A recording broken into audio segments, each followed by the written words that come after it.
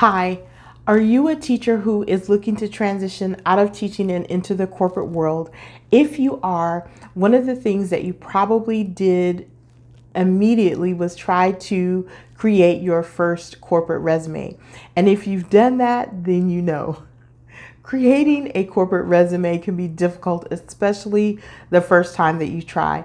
Hi, my name is Lisa Carter. I am a career transition coach, and for the last several months, I've been working one-on-one with teachers to help them create their corporate resumes.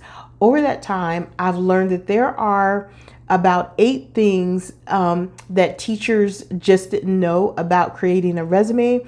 And so today I want to share those 8 things with you in the hopes that they will help you to create a resume that is effective. So let's jump right in and get started. So the first thing that I want you to know is that in addition to creating a resume that's like visually appealing, you also need to make sure that that resume is visually scannable. So you know that recruiters only have time to visually scan your resume. I'm sure you've heard that a million times. For them, the ability to scan a resume quickly is like a survival skill. They have to do that to just make it through the day. So you want to make sure that your resume is easy for the recruiter to visually scan. You want to make sure that they can just kind of start at the top and just work their way down to the bottom, and check your skills to see if you are qualified for the position that they're looking to fill. So that is tip number 1. Tip number 2, did you know that every resume should have a basic resume structure? That structure is comprised of like 5 components, and the 5 components are your contact information, the job title that you're applying for, your highlight of qualifications, which could be labeled your summary or your professional summary. I don't care what you call it, as long as it represents your top 2 to 3 qualifications for the job that you're applying for. So in addition to your highlight of qualifications, of course, you want to list your work history.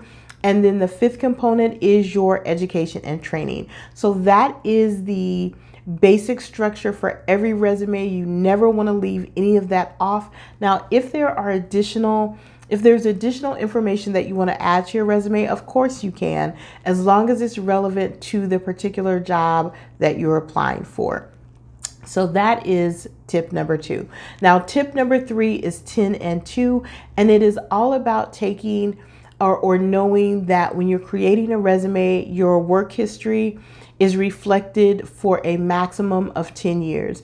Any work history that goes back beyond that 10 years, recruiters consider that obsolete, and so you don't need to include that on your resume.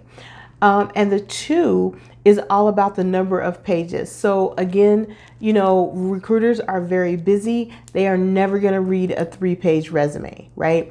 So you need to make sure that you are careful about the qualifications, or you are careful about the information that you place on your resume, and make sure that you're putting like the best of the best of the best of your qualifications. Okay, and so our next tip is, and I already know before I say it, I can feel you groaning through the phone or through the camera, but this is important. And this next tip is, make sure you tailor your resume to the job description. There, I've said it.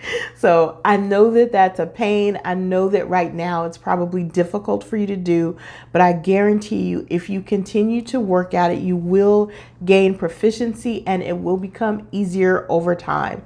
I also want to let you know that Recruiter Ready Career Services offers a class once a month, and that's all we do is work with teachers and help them figure out, in a step-by-step process, how to translate their skills so that they're not having to work so hard to do that on their resume. So if you're interested in that, please look in the comments below, and I will leave a link to the schedule for those classes. Now, our next tip is all about translating your teacher vernacular into corporate language as much as possible. I cannot tell you how many resumes that I've seen where teachers basically use teacher vernacular on their corporate resume. The goal is to get the employer to see you as in the new role. And so in order to help them do that, you need to let them know or advertise the fact that you understand the basic language that's required. So our next tip has to do with including your name and contact information at the top of the second page. So please don't leave that out. It's a little detail, but for a recruiter who's busy, they print up a stack of resumes, they want to go through them and put notes on them. Something happens, the resumes get mixed up. Make it easy for the recruiter to identify that your 2 pages like belong together. Our next tip is about including relevant qualifications on your resume, even if they are repeated from a previous position.